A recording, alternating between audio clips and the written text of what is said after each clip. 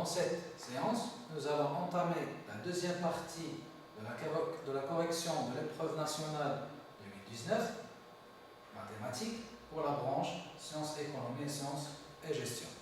Dans cette partie, nous allons voir la correction de l'exercice 2, puis la première partie de l'exercice 3, sachant que l'exercice 3 a deux parties.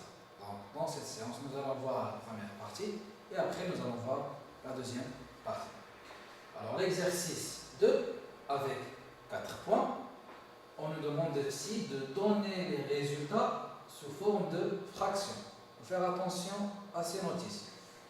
Très bien. Alors, on a une urne qui contient 3 boules rouges, 5 boules vertes. Les boules ici sont indiscernables au toucher. On tire successivement et sans remise 2 boules de l'urne. Faites attention ici, ils vont souligner. On va le voir après.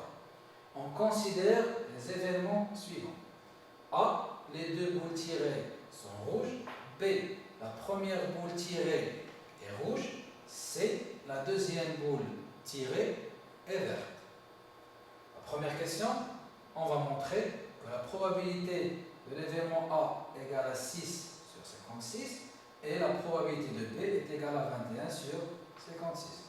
La deuxième question, on va calculer la probabilité de l'événement C. Puis la troisième, on va calculer la probabilité de l'intersection entre B et C. Et quatrièmement et dernièrement, les événements B et C sont-ils indépendants? Donc ici, on doit déterminer si les deux événements sont indépendants, sachant qu'on doit justifier notre réponse. Alors, on commence par les données. Donc, on nous a donné une urne qui contient 3 boules rouges avec 5 boules vertes. On nous demande de tirer successivement et sans remise. Donc ici dans l'urne, on a 8 boules. Le tirage se fait successivement sans remise. Donc ici, la remise, c'est-à-dire qu'il n'y a pas de répétition. C'est-à-dire que la boule tirée, on ne va pas la remettre à l'urne. Donc, puisque le tirage est successif et sans remise, alors dans chaque possibilité est un arrangement de 2 éléments parmi 8. Donc, le nombre de possibilités, c'est l'arrangement de 2 parmi 8. Donc, pour le calculer, on va utiliser une calculatrice scientifique et on va chercher dans notre calculatrice la fonctionnalité NPR. C'est celle-là qui nous permet de calculer l'arrangement. Donc, après l'avoir déterminé, donc, il suffit de calculer l'arrangement de 8. Donc, 8. Puis, j'active la fonctionnalité en appuyant sur le bouton Shift, puis NPR et 2. Et puis égal. Comme vous le remarquez, dans l'écran de notre calculatrice s'affiche 8P2. Donc, le P dans la calculatrice, ça signifie un arrangement. Donc, finalement, on trouve que le nombre de possibilités étant égal à 56. Donc, on va dire que oméga, l'univers de possibilités, est égal, le cardinal de oméga est égal à 50, 56. C'est bon? Donc, l'ensemble des possibilités pour un tirage successif sans remise de 2 boules parmi les 8, donc c'est un arrangement de 2 parmi 8. En utilisant la calculatrice donc est égale à 56, on trouve que le cardinal de oméga, l'univers de possibilités, est égal à 56. Maintenant, on nous demande de calculer la probabilité de A et la probabilité de B. A, les 2 boules tirées sont rouges. Donc, dans notre expérience, on va tirer seulement 2 boules parmi les boules rouges. Donc, il y en a 3 boules rouges. On va tirer 2 boules parmi ces 3 boules. Donc, c'est un arrangement. Donc, l'événement A est réalisé si on tire 2 boules rouges successivement sans remise, l'une après l'autre parmi les trois boules. Donc, ce qui nous donne que le cardinal de A est égal à l'arrangement de 2 parmi 3. en utilisant la calculatrice scientifique, pour la refaire, donc il suffit de taper le 3, tout d'abord, le nombre des éléments, avec la fonctionnalité de arrangement, il est NPR, et le 2, et puis est égal à 6. Très bien. Pour le calcul de la probabilité de A, il suffit de calculer le cardinal de A sur le cardinal de oméga. On a déjà trouvé que le cardinal de oméga égale à 56, donc on va trouver que P de A égale à 6 sur 56, c'est ce qui est demandé dans la question. Maintenant, on veut calculer le B, on nous demande la première boule tirée est rouge. Donc, ici, on va voir deux méthodes. La première méthode, on va tirer la première boule rouge. On va choisir une boule rouge parmi ces boules. On va la mettre. Donc, on a tiré notre première boule rouge. Donc, la première, c'est-à-dire un arrangement de 1 parmi 3. On avait 3 boules rouges, donc c'est un arrangement de 1 parmi 3. Alors maintenant, pour le choix de la deuxième boule, il nous reste combien de boules dans l'urne? 1, 2, 3, 4, 5, 6, 7 boules. Donc, il suffit de tirer une boule parmi ces 7 boules qui nous donne un arrangement de 1 parmi 7. Évidemment, on va seulement calculer le produit entre ces deux. Alors, l'événement B est réalisé si on tire d'abord une boule rouge parmi les 3 boules rouges, suivie d'une deuxième boule des 7 boules qui restent dans l'urne. Donc, on trouve que le cardinal de B, c'est l'arrangement de 1 parmi 3 multiplié par l'arrangement de 1 parmi 7 en utilisant toujours la calculatrice. Pour ceux qui se familiarisent avec la calculatrice Pro, donc on trouve qu'elle est égale à 21. D'où la probabilité de B, c'est le cardinal de B sur le cardinal de oméga. Sachant que le cardinal de oméga égale à 56, on trouve 21 sur 56, c'est ce qui est demandé dans la question. C'est bon? Vous y êtes? On continue. Maintenant, la deuxième méthode. On nous demande de tirer la première boule, qu'elle soit rouge. Mais le choix de la deuxième boule, ça reste ouvert. On a combien de couleurs dans l'urne? On a 2 couleurs. Rouge, vert. Donc, c'est évidemment que la deuxième position va être ou bien une boule rouge, ou bien ça va être une boule verte. Si on choisit ici 2 boules rouges, donc c'est l'arrangement de 2 parmi 3, on a tiré 2 boules rouges. Pour le deuxième exemple, donc une boule rouge, c'est l'arrangement de 1 parmi 3, une boule verte, c'est l'arrangement de une boule parmi 5 boules rouges.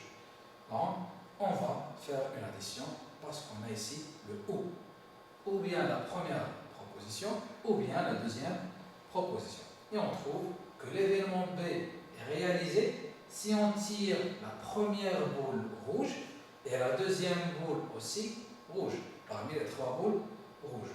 Ou d'abord une boule rouge parmi les 3 rouges et suivie d'une deuxième boule qui est verte parmi les 5 boules vertes. Donc on trouve que le cardinal de B, c'est l'arrangement de 2 parmi 3. Donc ici, 2 boules rouges, ou le deuxième cas, une boule rouge avec une boule verte. Et on trouve que c'est égal à 21, d'où la probabilité de B est égale à 21 sur 56. C'est ce qui est demandé dans notre exercice. Vous y êtes? Et alors, maintenant, petit 2. On va calculer la probabilité de C. C'est quoi le C? C'est la deuxième boule tirée soit verte. Donc, de la même façon, la deuxième position maintenant, elle doit être verte. Mais pour la première position, on a aussi 2 choix. Ou bien c'est une boule qui est verte aussi, ou bien c'est une boule qui est rouge. Donc, comme vous le remarquez ici, on a 2 boules qui sont vertes. Donc il suffit de tirer 2 boules parmi les 5 boules, donc on a un arrangement de 2 parmi 5. Et pour le deuxième cas, donc une boule rouge, c'est un arrangement de 1 parmi 3, une boule verte, c'est un arrangement de 1 parmi 5. Et comme vous le voyez ici, donc il suffit de rassembler les 2 combinaisons. Alors l'événement C est réalisé si la première boule tirée est rouge et la deuxième boule tirée est verte. Ou les deux boules sont vertes, c'est-à-dire la première et la deuxième étant tous les deux vertes. Donc le cardinal de C, il suffit de calculer la formule obtenue ici. On trouve que c'est égal à 35. Donc la probabilité de C, c'est le cardinal de C sur le cardinal de oméga, qui est égal à 35 sur 56. Ici, c'est ainsi. C'est bon? Maintenant, on va calculer la probabilité de l'intersection entre les deux événements, B et C.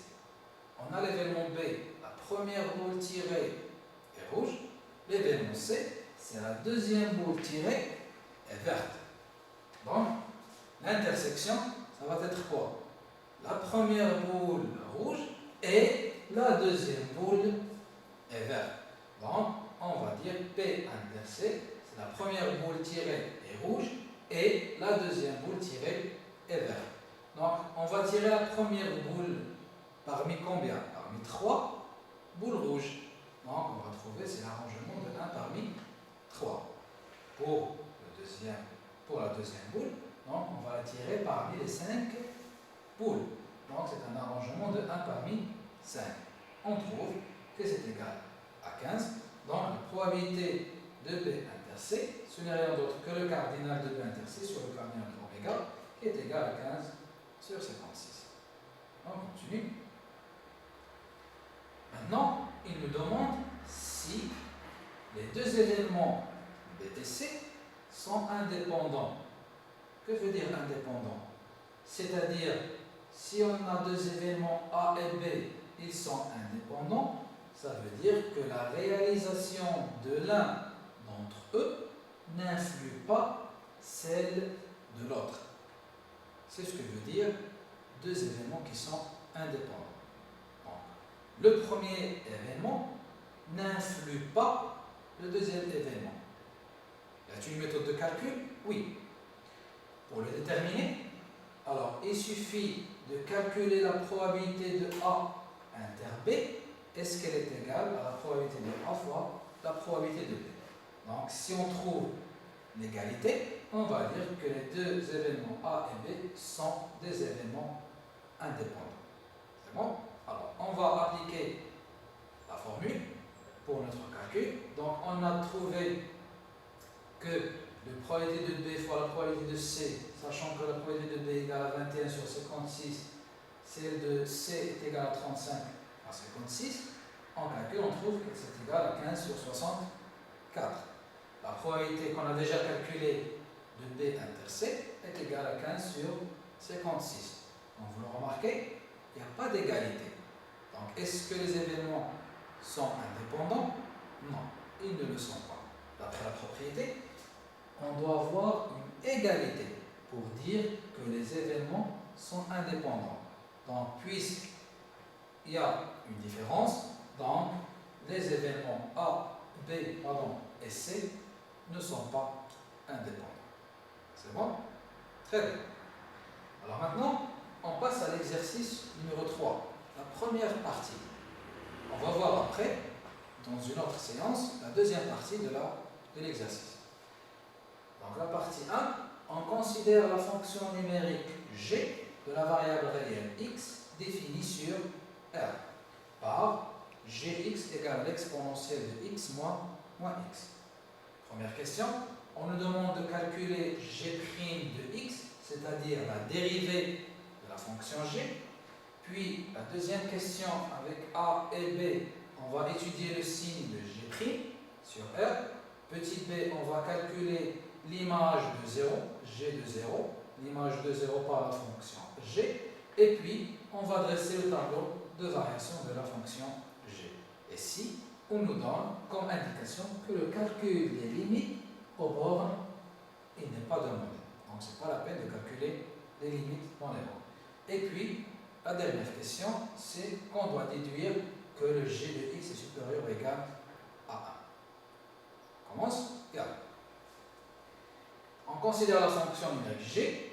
Ils nous ont donné ça, définition. Donc g de x égale exponentielle x moins x. On va calculer la dérivée de g'. Donc, pour le calcul de g, on a g est une fonction dérivable. Pourquoi? Parce qu'on a ici le composé d'un exponentiel, il est dérivable sur R, avec une fonction polynôme qui est x, aussi dérivable sur R, donc la fonction g est dérivable sur R. Et on a g' de x égale exponentielle x moins x, le 2'. Donc, ce n'est rien que l'exponentielle x' moins x', sachant que la dérivée de l'exponentielle, ce n'est rien d'autre que l'exponentielle, et la dérivée de x est égale à 1. Donc, on trouve que g' de x égale exponentielle x moins 1. Bon. Alors ici, dans cette question, on nous demande d'étudier le signe de g' de x. Est-ce qu'on va adresser le tableau de variation? Non. Ce n'est pas demandé dans cette question. Il est demandé dans la deuxième question, qui va venir après. Ici, on nous demande de dresser le tableau de variation. Donc, dans cette question-là, on ne nous demande pas de déterminer ou de dresser le tableau de variation, seulement d'étudier le signe de g'. Faites attention ici. Alors, on va étudier le signe de g' de x. Donc, on a g' de x est égal à 0. Cela veut dire que l'exponentielle de x moins 1 est égal à 0. Donc, on va résoudre cette équation-là. Donc, il suffit de trouver que l'exponentielle x est égal à 1. Donc, le x va être égal à 0. Maintenant, g' de x est négatif, inférieur à 0. C'est-à-dire que l'exponentielle x moins 1 est inférieure à 0. Un petit décalage. Cela veut dire que l'exponentielle de x est inférieure à 1. Donc, on va trouver que l'exponentielle de x est inférieure à 0. C'est bon? Donc, ce sont des propriétés dans le cours que l'exponentielle x égale à 1, c'est-à-dire que le x égale à 0. Et pour que l'exponentielle x soit inférieure à 1, c'est-à-dire que le x va être inférieur à 0. Alors maintenant, il nous reste le côté positif. Donc, g' de x est supérieur à 0. Cela veut dire que l'exponentielle x moins 1 est supérieur à 0. Donc, l'exponentielle de x supérieur à 1. De même, d'après le cours, donc, on va trouver que le x est supérieur strictement à 0. Donc, ici, on a pu déterminer le signe de g' de x. Donc, il est négatif si le x est inférieur à 0. Il est positif si le x est supérieur à 0. Donc, on conclut que g' de x est inférieur ou égal à 0 sur l'intervalle moins l'infini fermé 0 et elle est supérieure ou égale à 0 sur l'intervalle 0 plus l'infini. C'est bon? Maintenant, dans la deuxième question, on nous demande de calculer d'abord g de 0 et puis dresser le tableau de variation. Et sachant que le calcul des limites n'est pas demandé. Alors, le calcul de G0, donc il suffit de remplacer le 0 dans l'expression de Gx. Donc, on a G de 0 égale exponentielle de 0 moins 0, avec l'exponentielle de 0 est égale à 1. Pas à 0, est égal à 1. Donc, G de 0 égale à 1. 0, 1, moins 0, donc est égal à 0. Maintenant, on passe au tableau de variation de la fonction g. Donc, on a le tableau défini de moins l'infini à plus l'infini, avec g' de x et g de x. On a trouvé la question précédente que g' de x égale à 0 si le x égale à 0. Donc, on va le mentionner ici, dans le tableau, avec g' de 0. On a aussi trouvé que le g' est négatif sur l'intervalle moins l'infini 0 et positif sur l'intervalle 0 plus l'infini. Donc, on va écrire ici un moins, ici un plus. C'est-à-dire que notre fonction g va être décroissante sur l'intervalle moins l'infini 0 et croissante sur l'intervalle 0 plus l'infini. Et on va mentionner l'image de 0 est égale à 1. Donc on va écrire ici, d'où on a pu dresser notre tableau de variation. Maintenant, la deuxième question, on nous demande de déduire que le g de x est supérieur ou égal à 1. Une simple déduction. D'après le tableau de variation, qu'est-ce qu'on remarque? On remarque que la fonction gx sur tout l'intervalle de moins l'infini à plus l'infini, on a le 1 est une valeur qui est minimale. Comme vous le remarquez, donc la fonction g, elle descend vers le 1, puis elle remonte. Donc le 1, c'est une valeur qui est minimale. Donc on va la mentionner. On voit d'après le tableau de variation de la fonction g que 1 est une valeur minimale, absolue de g sur R, donc g de x est supérieur ou égal à 1, quel que soit le x appartenant à R. C'est bon? Donc on a terminé maintenant la première partie de l'exercice 3. On se revoit après pour la correction de la deuxième partie de l'exercice 3. Merci de votre attention.